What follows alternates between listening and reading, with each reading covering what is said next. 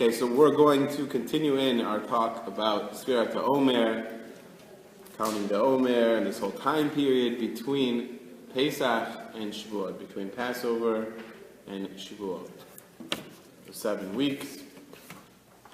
Last week we explained a little bit about the Kabbalah, a little of the mysticism and practical, and so just to reiterate, one of the main lessons we learned from Rabbi Nassan, Rabbi Nachman's main student in Likutei Halachot, he says that the reason we're counting, or not, one of the reasons, or one of the things that we can learn, a lesson that we can learn from counting every day, is that every day counts. We're counting every day to remind us that every day counts. When we come to Shemaim at the end of 120, we go to heaven, there's going to be a book opened, going over every day, and really every moment of the day. So we're counting every day to remind us that every day counts. Not a day is wasted.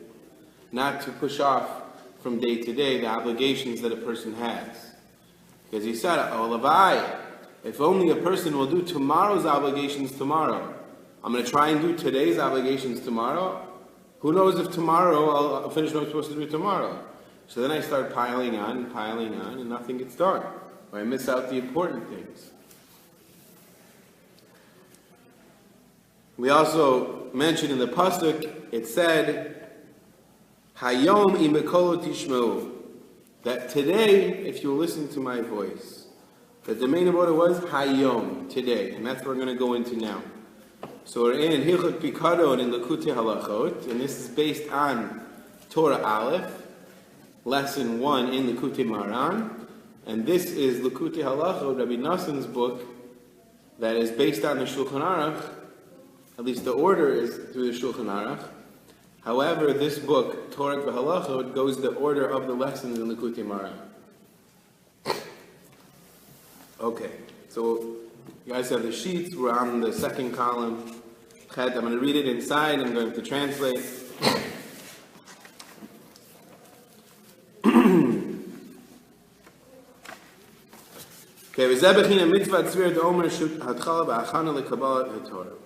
So this is the aspect that Sefirat Haomer is the beginning and the preparation for receiving the Torah. Okay, a lot of people think that it's really getting us out of Egypt. In Egypt, we're on the 49th level of Tumah, and we're coming out of that Tumah. But it's also a preparation for receiving the Torah. But what's the preparation? Not just coming out of this impurity, but it's this lesson.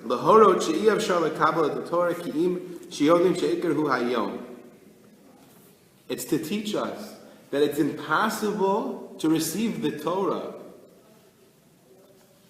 except to know that the main thing is today. You have to learn the lesson of Hayom, like we said in that pasuk.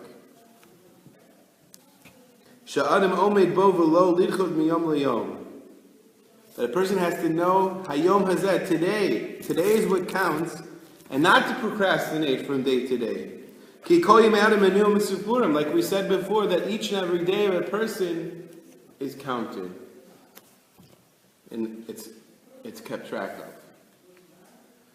This is the main Shezeh Bechinat Hayom im Bekolo Tishmeu. That's what the pasuk means when it says Hayom, today im Bekolo Tishmeu. Hashem says, today if you listen to my voice. Hainu im tirtzu lishmo bekolo means we're making a drasha, we're expounding the pasuk. Not that today if you listen to my voice, but if you want to listen to my voice, says Hashem, if you want to hear my Torah, if you want to hear what I'm telling you to do, ulekabel at the Torah, and to receive the Torah, it's impossible for you to receive it except through the aspect of today. To know that the main thing is today specifically. So let's go over the pasuk again. He said, Hayom, today, today if you listen to my voice.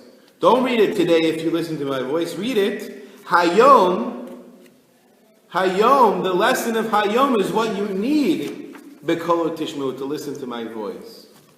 If we can't understand that every day counts, and every day has the avoda that we need to do to serve Hashem, in the grand scheme of things, that today is not like yesterday. Yesterday is gone. Today is completely new. And there will never be a day again like today. Tomorrow is tomorrow. So we have to understand this. We have to internalize this. That the main thing is today. Rabbi Nachman talks a lot about living in the moment. People are so worried. People are worried about what happened before, but it's already gone. It already happened. People are thinking about what's tomorrow. What am I going to do tomorrow? We have to focus on today. This is the lesson of Sefirat Haomer, to concentrate on today.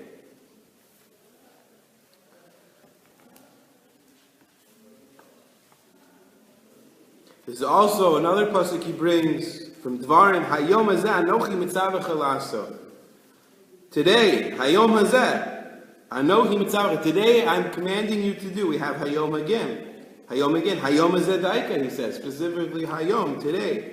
It also says later on, Asher anochi mitzavach Hayom, that I command you Hayom. V'chein harba Hayom daika kinal. Many places in the Torah, it says Hayom. Specifically Hayom. Didn't need to say Hayom. I'm commanding you.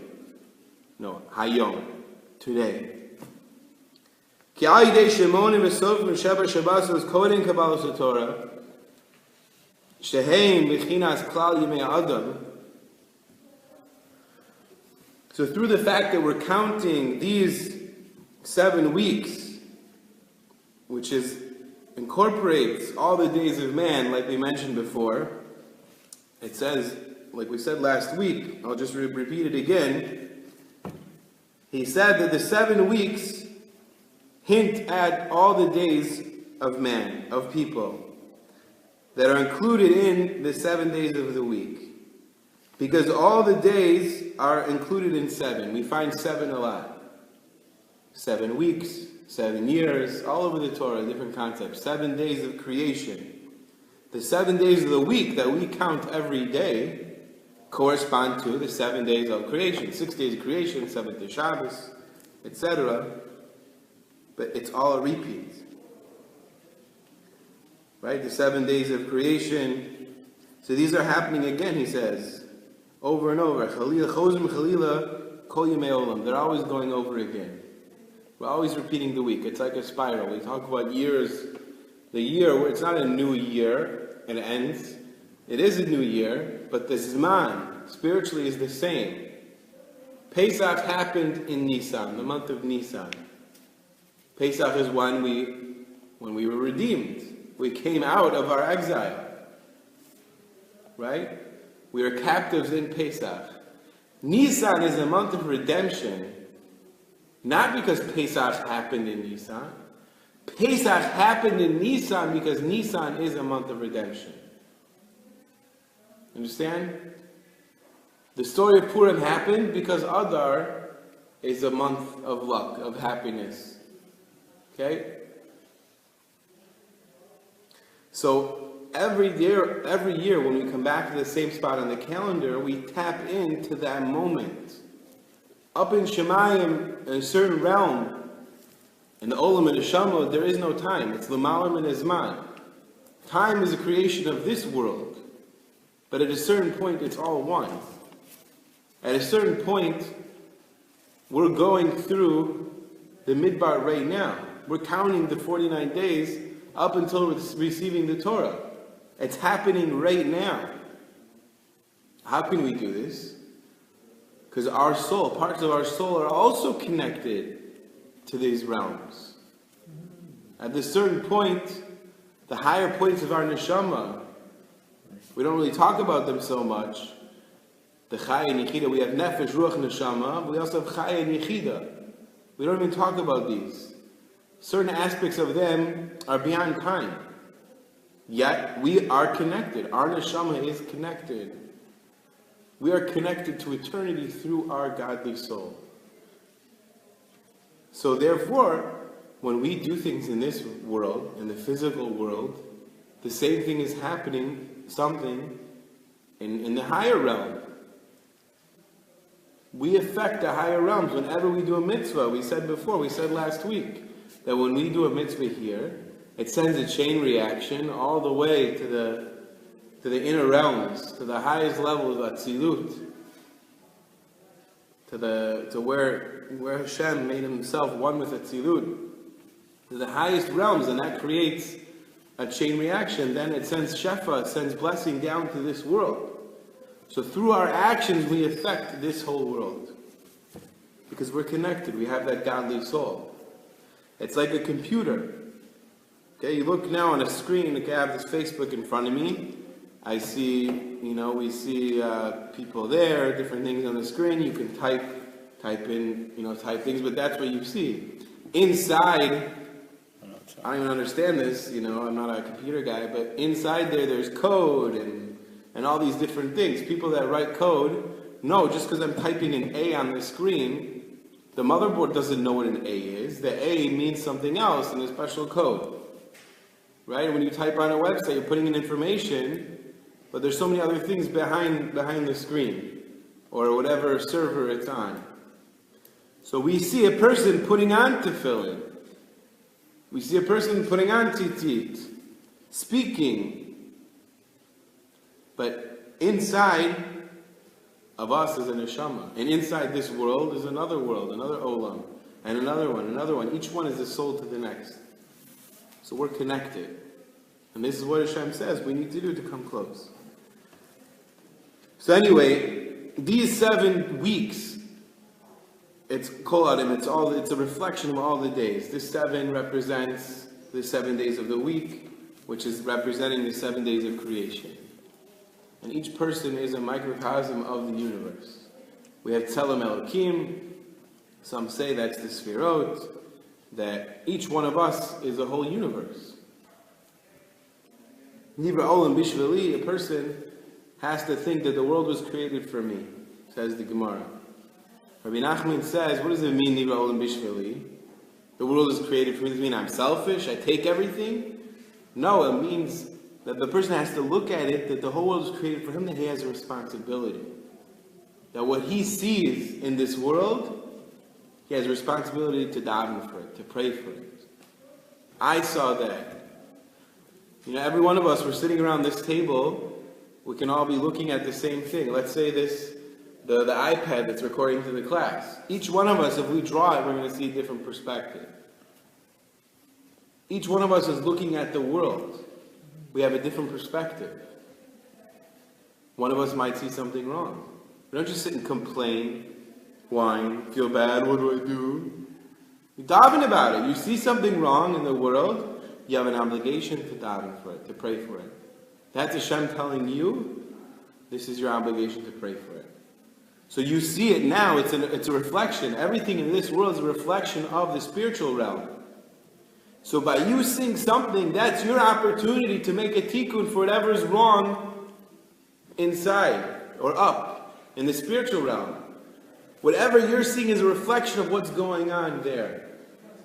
You may see it, but if he doesn't see it and he doesn't see it, that's your obligation. Nivra Olam Mishvili, the world's created for me, means I have an obligation to pray for that thing. So, these 7 weeks are corresponding to the 7 weeks of the 7 days of the week, right? It's 7 times 7, 7 weeks, 7 of 7. It doesn't say count 49 days. The pasuk says count 7 weeks. Count 7 groups of 7. If it would have said count 49, we would have said, but it says, the pasuk says count 7 weeks. Sheva Shavuot, right? 7 weeks. Sheva Shavuot. What's Shavuot? Shavua. A week. Week. What's the word Shavua come from? Sheva. A week there's no name for week in Hebrew. Week is Shavua, it means 7. A week itself has the number 7 in it. Sheva Shavuot, 7 sevens. So this again is corresponding to the 7 days of creation, and that, he says, is representative of all the all the days of man. So So through this, through the counting of Sefirat Haomer, and through the lesson of knowing Hayom, specifically that every day counts, and today will never happen again. I have to do whatever I can today. So through that lesson, internalizing that, Yotzin Metuma L'Tara, we go from impurity, from the impurity of Egypt, L'Tara, to purity. And we pull truth and holiness on ourselves. Of what? We pull the holiness on ourselves to always know and to remember that today is the main thing. Today specifically. This is the main aspect.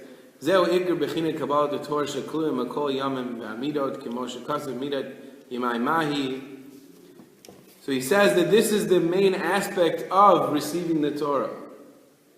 That is incorporated in all the days of man that are limited, like it says in Pasuk and Tehillim. He said, "Midat Yemai Mahi." He's just bringing up the fact, what's the measure of my days? But he's showing that that's what the main thing is. He's being humble, but the main thing is the days, my days. Like it says in another lesson, Bikurim, chapter Nun Vav, in Likutei Moharan. It says like this: Ki kodem kabbalat the Torah be'eit shalom tzrichen l'tara tzmeinu mituma mitzrayim anu tzrichen mitzvah yamim bepem mali. He writes there that before we could receive the Torah on Mount Sinai, we needed to count the 49 days bepem mali. What's pem mali? Full mouth. It means enunciate. We don't just read it, skim it, say Hayom, Yom, Shmonas Hayamim Ba'omer, whatever. Right? We count it. What does that mean? You mean enunciate. Bepem mali, we enunciate. Kidei lizkor zos heitiv, in order to remember this well. Shemei adamunim esrim, that the days of man, the days of humans, are counted. And they're counted for. Like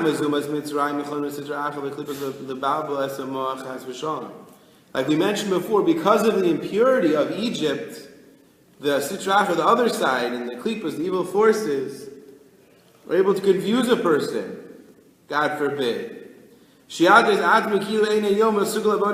make a person mistake themselves and to think, today's not really good for serving Hashem. I'll do it tomorrow. I don't really feel like learning today. The energy, people are bothering me. I'm not in the mood. I'll learn tomorrow. For whatever reason, a person might push off learning tomorrow. I'll go to shul tomorrow. I'll go in with that rabbi tomorrow. I'll do it tomorrow. Today I got things to do. Of course we have to work on our business. Some people spend hours and hours and hours and they forget that it comes from Hashem. We forget that it's decided on Rosh Hashanah how much money we're going to make for that year. And so people waste all their time running after money. Running after it all day long. They don't see their family, they go on trips. Hashem decides, Rosh Hashanah, how much money we're going to make. It's a lack of emunah. Of course we have to do hishtadlut. That's because of the sin of Adam Rishon. He said, from the sweat of the brow, like mine right now, it's hot in here, from the sweat of your brow, tochalechem, you'll eat your bread. So we have to work. We have to put in a little bit. We learned from the man an unbelievable lesson. The man came from Shemayim, the manna came from heaven. Rabbi Reuven points this out in one of his books. It says like this: the manna came down from Shemayim. Depending on how much emunah a person had, would be how far he had to walk. Right? So this everybody knows. Heard this before. If you had a lot of faith, it was right on your doorstep. If you didn't have so much faith, it was further away. Okay? It's hard to believe a lack of faith of the Dor Dea. Right? It's unbelievable. These are called the Dor Dea, the generation of knowledge. They witnessed Hashem. They saw miracles. We learn an even bigger lesson of Emunah, Rabbi Reuven points out. That what? The Pasuk says, if you read Parshat Eman, it's good segula, it's a good, good omen for parnasa, for money. It says in there, V'cham hashemesh v'namas. If the sun got hot and it melted. So what does that mean? It means they couldn't wait to roll out of bed till 10 o'clock.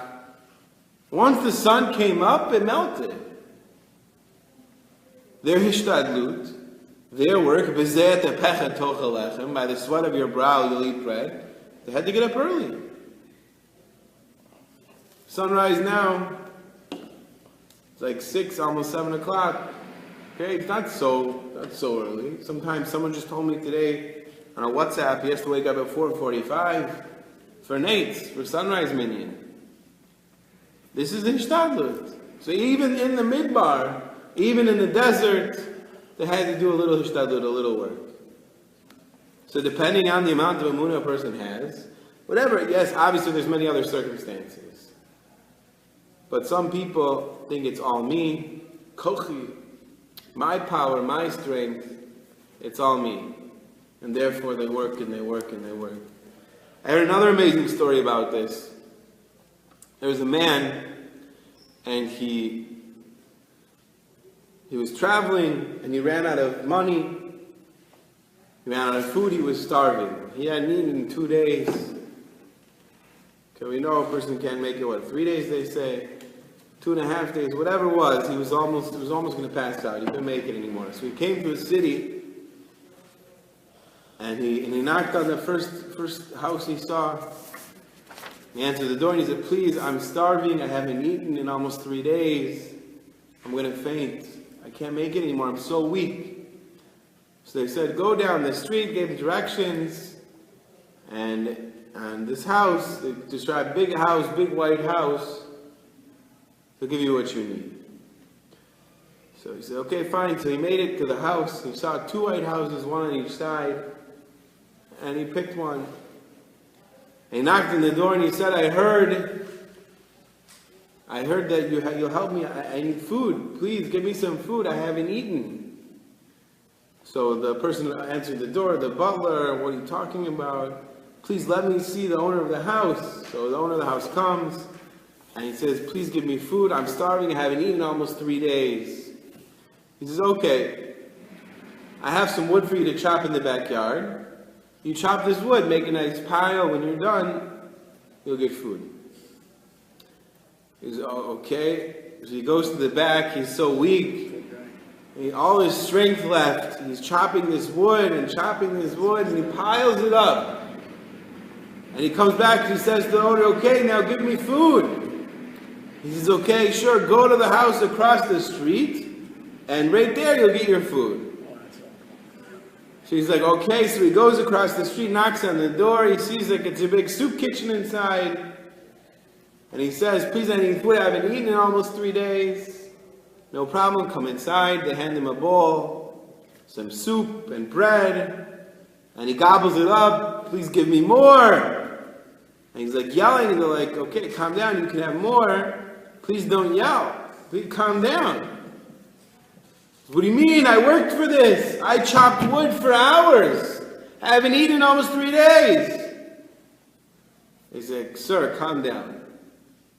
Over there, you worked for nothing. And over here, you eat for nothing." That's what Hashem says. We work for nothing, and we eat for nothing. The person has to understand his money, his blessing, comes from Hashem.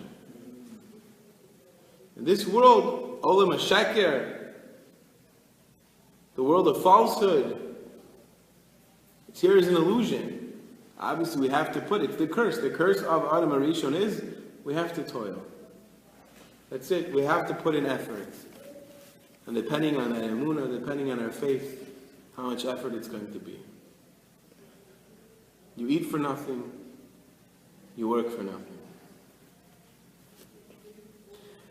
I almost said you're good for nothing, but Baruch Hashem, we're here, we're Yiddish Neshama, We have amazing missions, so at least we're not a good friend. So, good question. Yeah. What if he had chosen correctly? Does that imply that we, through our errant thinking, we're causing ourselves working all this for nothing? When if we study Torah, perhaps it leads us to the right place and we can avoid all of that? I mean, it's a story. We don't ask a question on a story. Oh, I just thought there was a deeper meaning of it. No, I'm just kidding.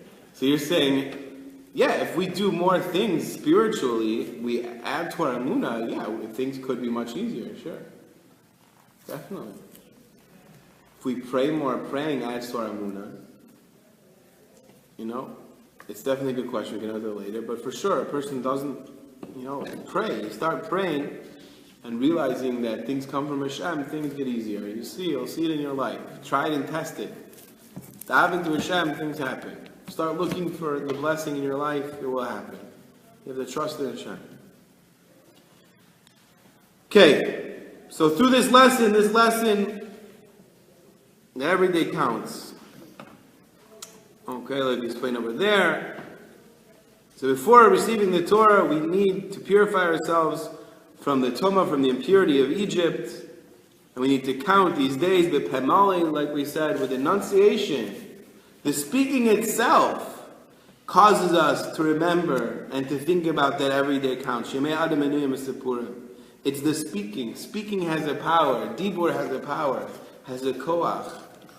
Many times Rabbi Nachman talks about this, other places, that words have the power to change you. You're hearing, he talks about it being thunder on your brain. It's a whole interesting lesson in Likutei Moharan. But speaking things out loud, pronouncing it, has amazing power. Like we said because of the poison, the impurity of Egypt, the other side, God forbid, can get us to be mistaken and to think that today is not good. So therefore we need to count every day. Bepemoli, we need to enunciate. Hayom Yom. Ki adibur yesh lo koach gadol. Because words have a great power. Lahazger et adam. Afilu be'et she'eino naki mizamato. Even at a time when a person is not clean from his impurity. We're still in the middle. Yesterday was Malchus Shabbat Tiferes. We're still in the middle. We're still on one of the levels of impurity. But still, he says, even on a level of impurity, counting the day causes us to know and to internalize that every day counts. We didn't leave that level of impurity until the 49th day. The Zohar says that yes, we're on the 49th level of impurity, but somehow we know we got to the 50th level on Shavuot. But we started negative 49. So how do we go 49 and end up 50? Right, we come 49 days, the 50th day is Shavuot. But we also are on the 50th level of purity. So if you do the math, you got a negative there and a positive, 98, 99 steps. So the Zohar says that every day of counting, we are going up one level of impurity, and on the other hand, we're also going up one level of purity. Okay? 49th level of impurity and up one of purity at the same time. But still, in the middle, right now, remember we're in this Zmanim, right now we're still stuck in the impurity of Mitzrayim. We were there. We look at ourselves as we went out, our neshama went out. Right now is the time that we're leaving Egypt. We left Egypt. We're still in the middle. We haven't gone to Mount Sinai yet. Right now, it's happening right now. Remember this man, it's a spiral. It's going on right now. Right now, we're in the Midbar. We're traveling in the Midbar with Hashem leading us and Moshe leading us. And we're waiting expectantly every day till the day that we're going to receive the Torah. It's going on right now. Up there. Where the highest points of our neshama are, there is no time. It's happening right now.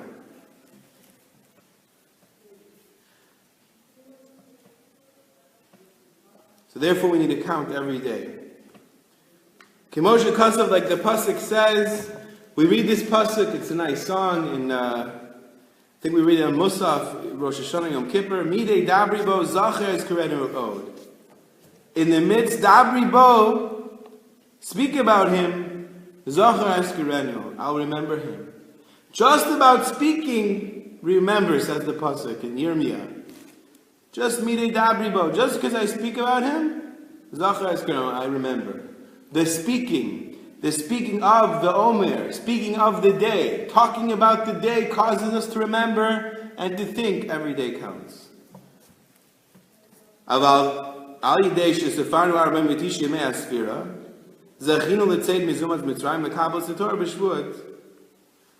once we did this, so through counting the 49 days, we went 7 weeks. We're going through 7 weeks right now, counting 49 days.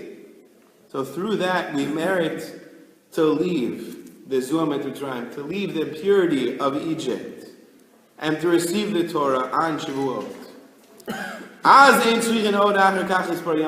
Then, we don't need to count anymore.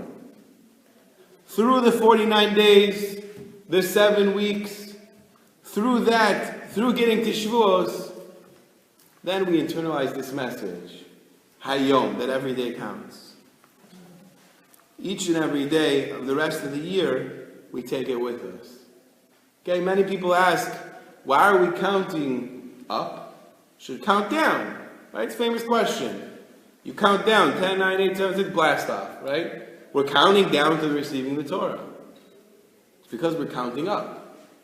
And it doesn't stop. We count up because we're going up in levels. Like I said, right? We're going up in Tumah, we're also going up in purity. And once we hit that point on the 50th level on Shavuot itself, we want to take that with us throughout the year. It's not just blast off and that's it. No, we received the Torah, we got that level, and we want to carry it with us throughout the year until we're back in Egypt again in impurity. But we carry it with us as long as we can. So this lesson, that every day counts, we take with us throughout the year. The lesson that every day counts, and every day is counted and recorded for. That we should be able to merit, to fulfill the obligations of today, specifically today. Perfect time. Here, give him one of the sheets. Figured I was going to come at the best time. Vav.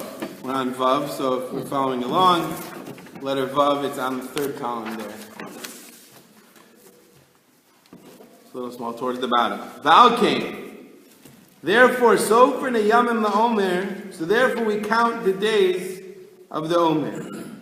Remember, Omer, we said itself is just, it was an offering of barley that they brought. So we count the Omer. Hu bechina tikun v'hamtakas kol etzimtzumim v'agadarim shel mochin k'dei lekav mochin v'darg v'mida. Here we are going to Kabbalah again. But we learned before that what happened is the whole Zeranpin, the body, was stuck from Paro. Paro, again, Paro, the name Paro is Orif, the back of the neck. Can I see the diagram? So, we're talking about the Sefirot. Okay, so the top three, these three, okay, so the top three, Keter, Chachma, Bina, we'll say Das or not, but this is the head, right? The right arm, well, it's the left arm, going backwards in the mirror. Okay, the right arm, Chesed, left arm, Gevura, Tiferes, the body, the legs, right and left leg, Netzach, Hod, Yesod, and Malchus. So, Zer Anpin is the body. Our body, our physical body, was trapped under the rule of Paro. We had our mind, but our body was in slavery. Same thing with the Sefirot. Zer Anpin was caught. So the whole Sefirot, we're counting. If you look at all the Sefirot, we explained this last week.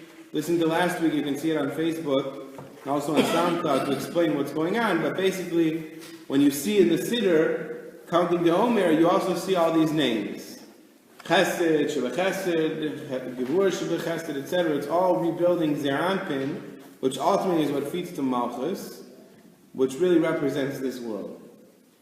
But we're getting the power back from Paro, from the other side, from the Klipot.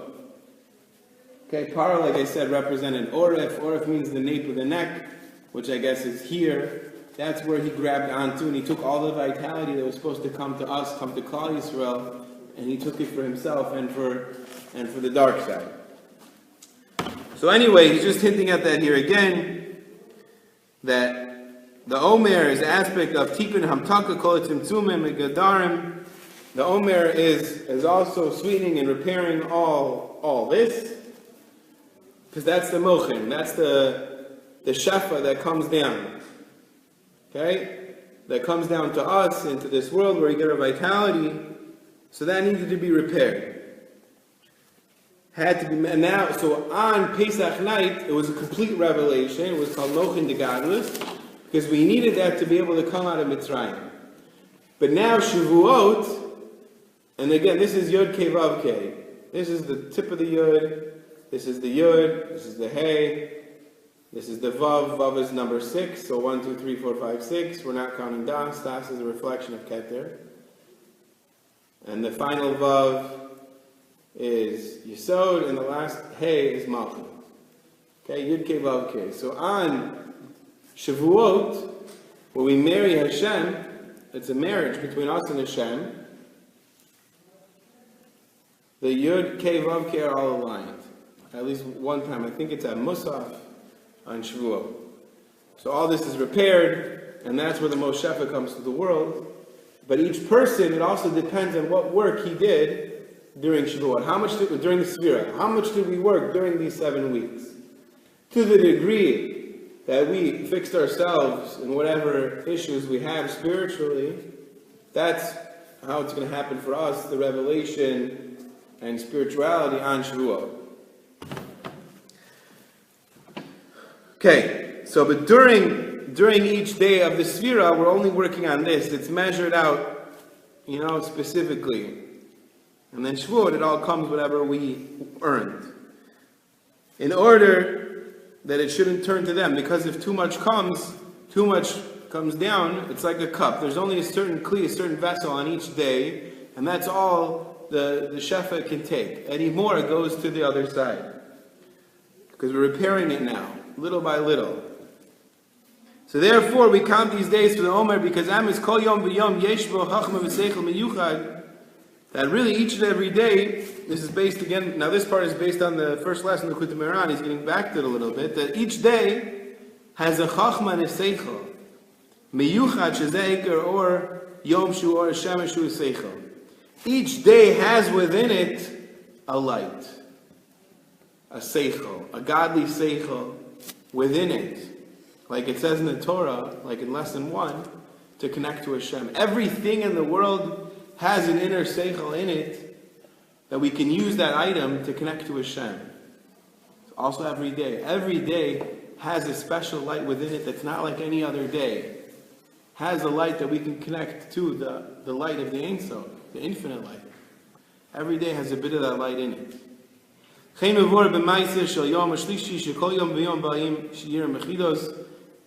Okay, he also explains something else.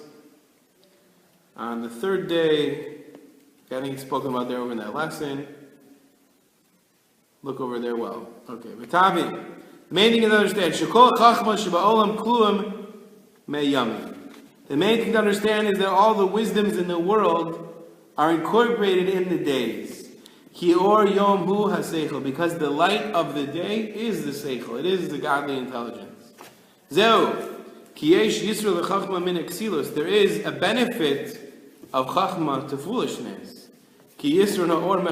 Like there is a benefit of light to darkness. Okay? Light over darkness, we obviously know is a much greater benefit. Chachma to seichel, it's the same thing. But every day, there's a darkness before the light. Ki alayla kodem el hayom. The night is before the day, Beseder Bria, creation of the world. Kemoshe Kasav, like it's written, Vayihi Erev, Vayihi Boker, Yom Echad. There was evening and there was day, one day. Jewish day starts at night. Right? So it's to tell you that there's darkness before the light. I once heard from, I think the Satmar Rebbe, or one of them, I think there's a few now. He said like this, that the Jewish calendar is there's darkness before light. That's represented by this world. And this world is darkness before light, before Olam Haba. Non-Jews, they go by midnight. There's light before day, day before night. This world to them is the Iker, the main thing, but after, then it's darkness. That's it. But then he said, through the Torah, we can also bring light into this world. Then we have light and light. But anyway, first thing we see is darkness. How do we find the light of the day? We first come to darkness. By Erev, by Boker, Yom Echad. B'sharshu b'kedusha, but its root in holiness. Hu tikun gadol mashech choshech kodem ha'or. The root in holiness, it's a big rectification. The fact that darkness comes before light. Because the darkness is eder hadas. It's a lack in das. It's an aspect of tzimtzum hamochin. That these are all tzimtzumim. Okay, if the light came to the world, it would overpower the world. We couldn't handle the light of the Ein Sof, the light of the Infinite One. So it's put into the spheros to come on through the attributes to be measured out into this world. Again, it's all one. You know, it's not really literal, but this is just the way we can understand. Hashem is one, Yichud Hashem, but in some way we're supposed to understand a little bit. The point is, there's a balance here. This is a tzimtzum. This is a contraction. Hashem contracted his light, like a laser. Okay, if you look at the sun, you can't stare right at the sun. But when you contract light, then you can connect to it. Right? A laser beam is contracted light, but because it's contracted, because there's a restriction, you can point at things, you can even cut things, right? So it is a limitation, but it's in order to perceive that light. Whatever light energy is in a laser, if there wasn't a restriction, you couldn't see it. It would get lost in the light of the atmosphere, right? But it's constricted, contracted, and then you can see that laser beam.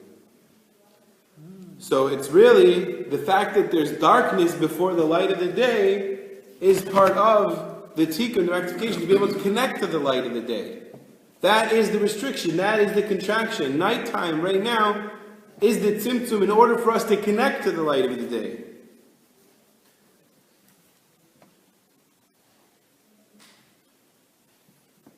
Giving us time. Well, maybe to connect to the day when for the most part we're all out toiling. okay. You also need to rest a little bit.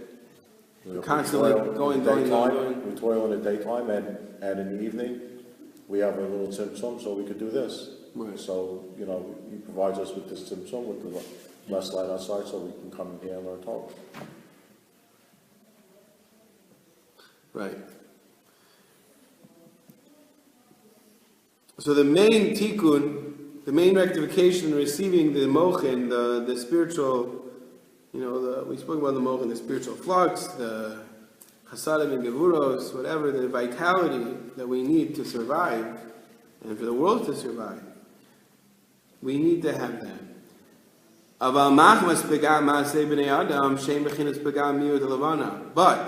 because of the pegam ma'aseh and because of the defilement of the actions of human beings, which is an aspect of a defilement and a miut of the moon. Moon, we said before, there's the sun and the moon. Moon is Malchut. Right? We connect to Malchus. This world, Malchus is the first sphere that we have some type of a connection. The first place where the light of the Ein Sof turns into a giver. So that's our connection. But it has nothing on its own, only when it receives from the upper spheres, which is the sun. Chachma is the sun, Malchus is the moon. The moon is a reflection of the light of the sun. But if the moon is small, if the moon has a problem, then it's not going to receive the light. So man's actions affect Malchus, affect the kingdom of Hashem, affect that first Sefirat from below, first one we connect to, we affect that. So because of man's actions, we don't have a receptacle to receive that light. We bring the whole world down with our bad actions. Pegam ma'asim. And like we said before, with our good actions, we elevate it and we make a new vessel to receive that light.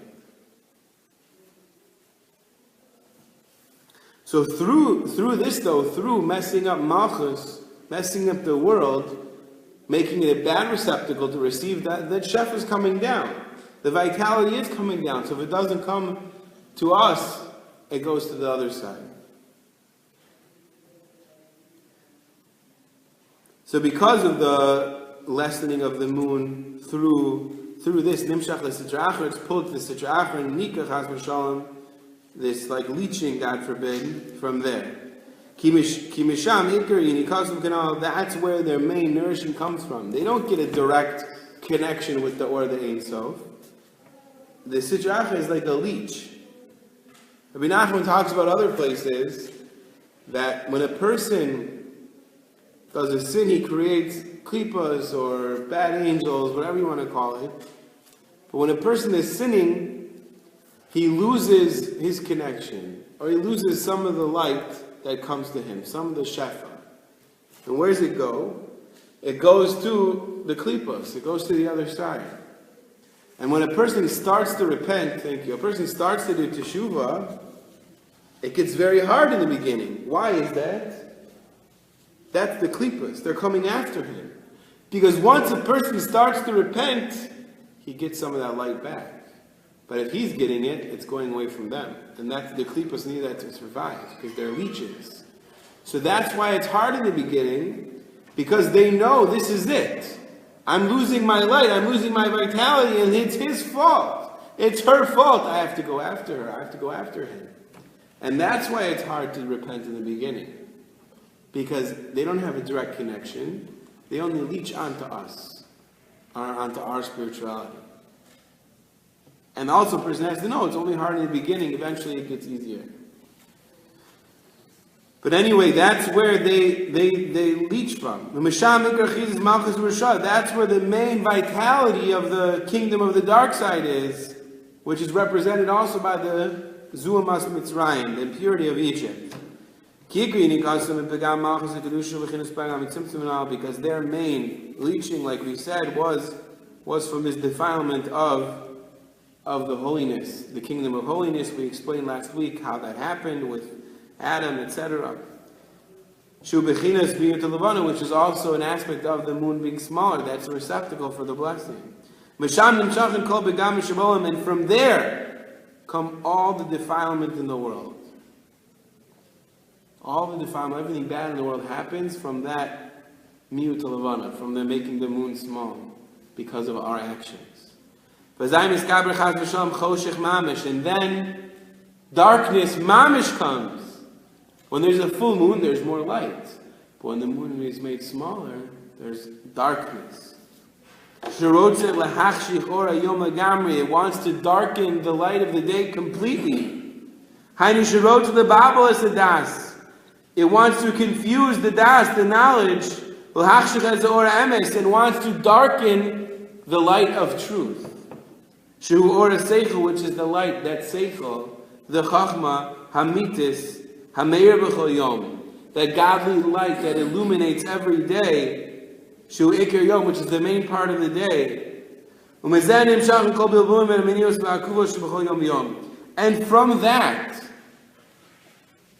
from this, that the other side is overpowered because of our actions, that's where all the confusion comes from in the day. That's the darkness trying to darken our day. All our confusions, all our obstacles that take us away from serving Hashem comes from there. That's where all the mistakes come from.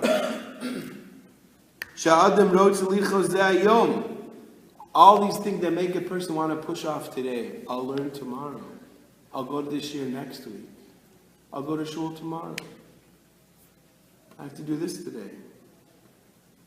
All of that comes from this. Ad shal pi rov nidme lo ki'ilu ein ze yom nimna v'nisber klal mechayev. That until all these confusions come at him, obstacles, whatever it is, everyone knows their own obstacles, what they fall into, that stop them from doing what they should be doing spiritually. And it comes after them so much that they think, today doesn't count, I'll do it tomorrow. Tomorrow's a new day. They're halfway through the day. 11 o'clock in the morning, oh, they slept in a little, they missed Shacharis, they missed their Charusa, oh, starting in tomorrow. It's 11 o'clock, buddy. Still plenty of time left in the day. Okay, you didn't get up, so what? Pick yourself up and have the rest of the day. Make a new start right now. Rabbi Nachman says to make many new starts in the day. 6 o'clock p.m. You just woke up. Oh, what did I do the whole day? I don't know. Okay, I'll do it tomorrow. No. There's still Lighthouse at 8 o'clock. Makor on Wednesdays. Still got a few hours. Start now. Don't wait till tomorrow. Today's not over yet. Every day, every hour, every minute counts. And every minute is counted. So it makes him think that it's nothing, as if today it's impossible to serve Hashem. But in truth, that's not so, because for sure, that's the tool of the Yetzer Hara. That's the other side, trying to confuse a person, to make it very hard to serve Hashem. Kashem el da'osek ba'avodas Hashem, specifically in prayer, because that's when all the confusions come. A person tries to daven, and all these things come, he's thinking about this and that. But that's when the main connection comes from, is during prayer. That's when the Yetzer Hara is going to come to him the most. That's when the dark side is going to bother you the most, because he knows that that's the most important thing that you can do. You become one in creation when you daven. Nivra olam bishvili, like we said before, you have to daven for the world. That's our obligation. But we have to know about tzrichin leida she'afal pikein zeh yom hu yom v'oleh b'cheshbon. Nevertheless, with all these confusions and all the obstacles holding you back, the accident, the ticket, the flat tire, the kids getting in trouble in school, who knows what, anything that's holding you back, you have to know that even so, today counts, and today's going to be counted. Obviously, I'm honest, I can't control whatever happens, fine, but I still have to grasp any service of Hashem that I can. A bracha with kavanah, a word of Torah, a halacha, something. We have so much now on email, on Facebook, whatever. It doesn't matter that you're waiting for 2 hours in the, what's it called, the DMV or the courthouse. You got it on your phone. Don't waste a second. Every day counts.